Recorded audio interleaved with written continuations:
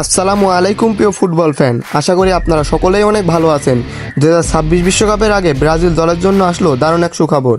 2026 বিশ্বকাপে ব্রাজিল হবে সবথেকে ভয়ঙ্কর দল, যেখানে স্প্যানিশ এবং ব্রাজিলিয়ান গণমাধ্যম দাবি করছে 2026 বিশ্বকাপের আগে কোচ কার্লো আনচেলত্তি ব্রাজিলের ডাগ আউটে আসবে।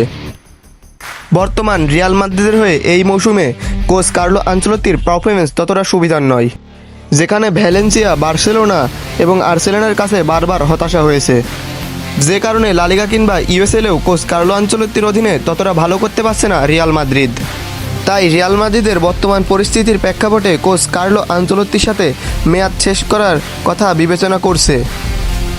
যদি মে মাসের আগে কোনো চমক না দেখাতে পারে কোচ কার্লো আনচেলত্তি, তাহলে রিয়াল মাদ্রিদ তাকে বরখাস্ত করার চিন্তা ভাবনা করছে, এটাই দাবি করছে অনেক গণমাধ্যম।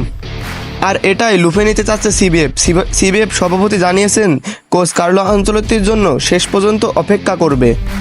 বর্তমানে রিয়াল মাদ্রিদের পরিস্থিতি অনেকই খারাপ, তাই কোচ কার্লো আনচেলত্তি রিয়াল মাদ্রিদের এই দল নিয়ে বারবার হতাশা হচ্ছেন, যেখানে একটা ভাঙাচোরা দল। তাই ফেরেন্টিনো টোরেস জাভি আনচেলত্তির সাথে যোগাযোগ করছে, এটাও জানে রিয়াল মাদ্রিদ।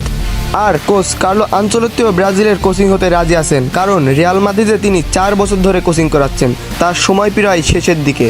আর রিয়াল মাদ্রিদ ক্লাব ম্যানেজমেন্ট জাভি আনচেলত্তির সাথে যোগাযোগ করছেন, সেটাও তিনি জানেন। তাই ধারণা করা হচ্ছে 2026 বিশ্বকাপে মানে জুন মাসের আগে ব্রাজিল ডাগআউটে দেখা যেতে পারে কোচ কার্লো আনচেলত্তিকে, এমনটাই দাবি করছে বিভিন্ন গণমাধ্যম। শেষ পর্যন্ত দেখা যাক সিবিএফ এবং রিয়াল মাদ্রিদ শেষ পর্যন্ত কি করে। আপনাদের কি মনে হয়, জুন মাসের আগে কি কোচ কার্লো আনচেলত্তি ব্রাজিলের ডাগআউটে আসতে পারবে? কমেন্ট করে জানিয়ে দিন। এই ভিডিওটি ভালো লাগলে আমার এই চ্যানেলটি সাবস্ক্রাইব করে পাশেই থাকুন। ধন্যবাদ।